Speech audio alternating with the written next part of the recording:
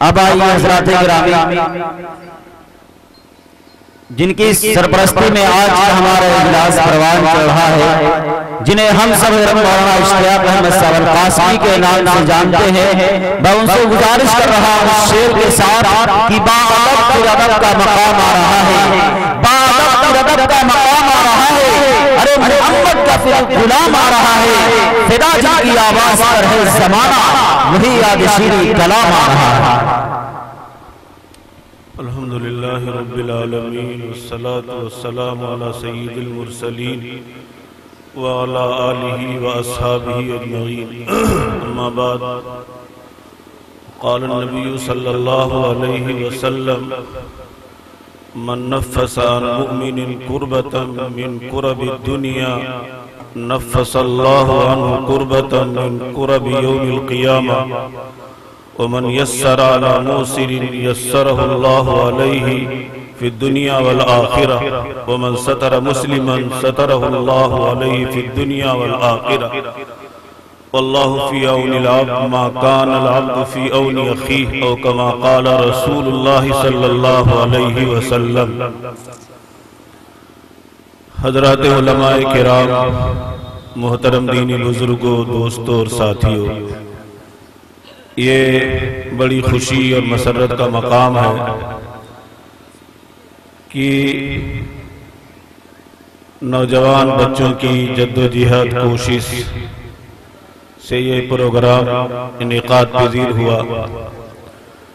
اللہ تعالیٰ ان بچوں کے حوصلوں کو اور جلا مرحمت فرمائے، ترقی مرحمت فرمائے، اور دین کے لیے کچھ کر گزرنے کا جذبہ اور حوصلہ اللہ مرحمت فرمائے۔ اس موقع سے بہت سارے علماء کرام تشریف لائے، ان کے بیانات سے آپ حضرات مستفید ہو چکے ہیں اور مستفید ہوں گے۔ اللہ تعالیٰ سے دعا فرمائے اللہ ہمارے اس مل بیٹھنے کو قبول فرمائے،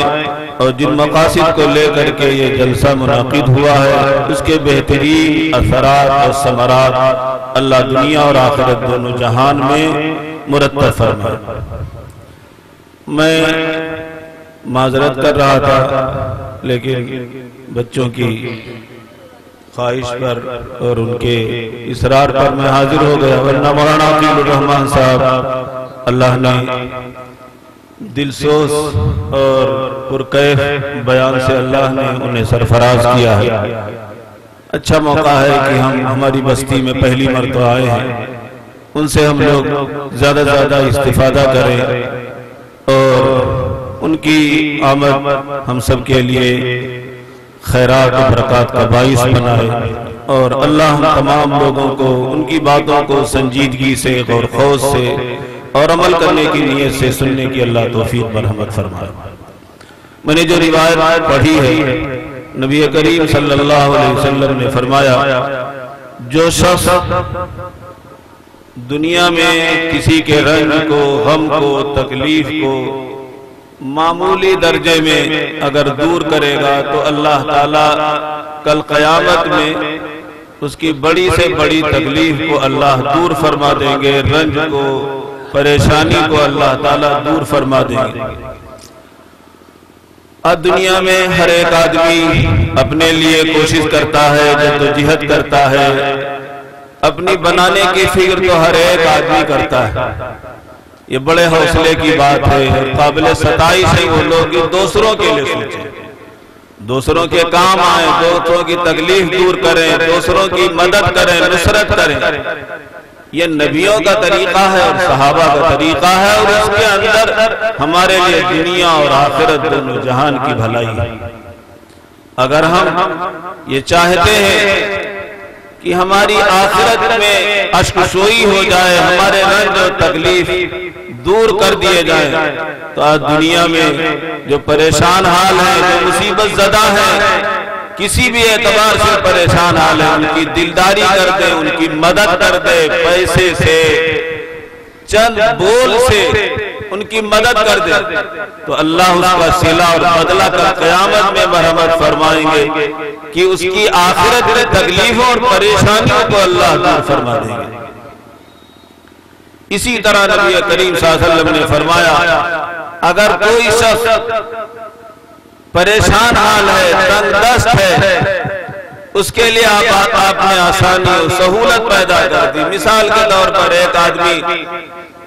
پیسے نہیں ہے، پیسے سے تنگ ہے، مجبور ہے، آپ نے اسے قرضہ دے دیا۔ اسی طرح آپ سے قرضہ لیا لیکن وقت پر ادا نہیں کر پا رہا ہے، آپ نے مہلت دے دی، قرضہ معاف کر دیا، تو اللہ تعالیٰ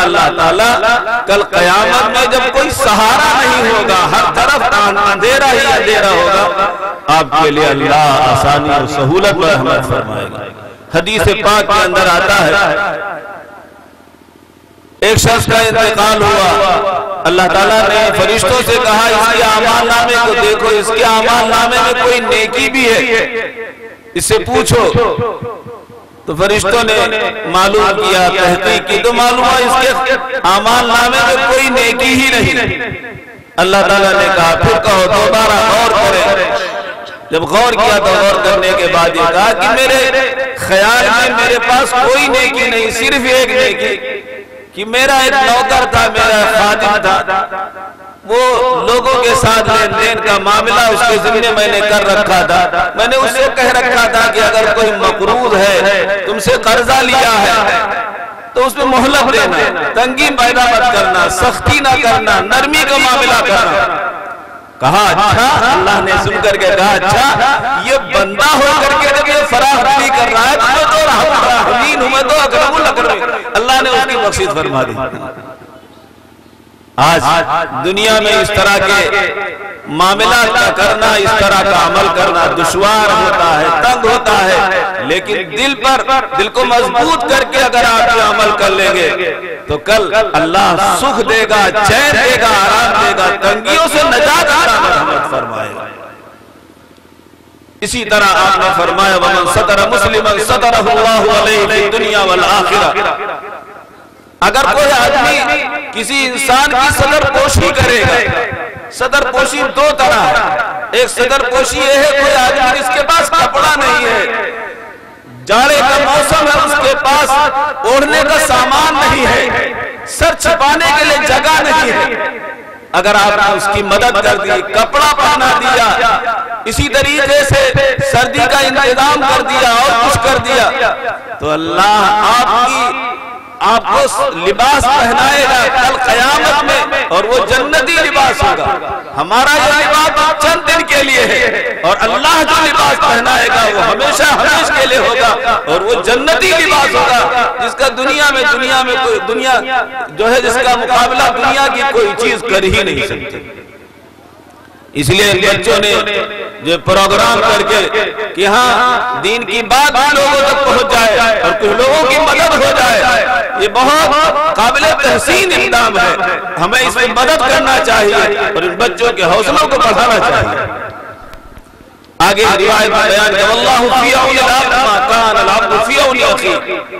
ایک اصول و ضابطہ بیان کیا ہے، آپ کسی بندے کی مدد میں رہیں گے تو آپ مدد کریں گے، لیکن آپ کی مدد کون کرے گا؟ اللہ آپ کی مدد کرے گا۔ اگر کوئی آدمی چاہتا ہے کہ اللہ ہماری مدد کرے، غریب ہے، محتاج ہے، یتیم ہے، اسی طریقے سے قسم پرسی کا شکار ہے، اس کی مدد کرے، اللہ کی مدد کرے گا۔ اللہ کی مدد لینے کا راستہ یہ ہے کسی بندے کی مدد میں لے جاؤ، اللہ کی مدد تمہیں حاصل ہو جائے گا۔ اور ظاہر سی بات ہے جس کا اللہ مددگار ہو جائے اس کی دنیا بھی بن جائے گی اور آخرت بھی بن جائے گی۔ اللہ تعالیٰ سے دعا فرمائے اللہ تعالیٰ ہمیں ان معروضات پر عمل کرنے کی اللہ توفیق مرحمت فرمائے۔ وآخر دعوانا الحمدللہ رب العالمین۔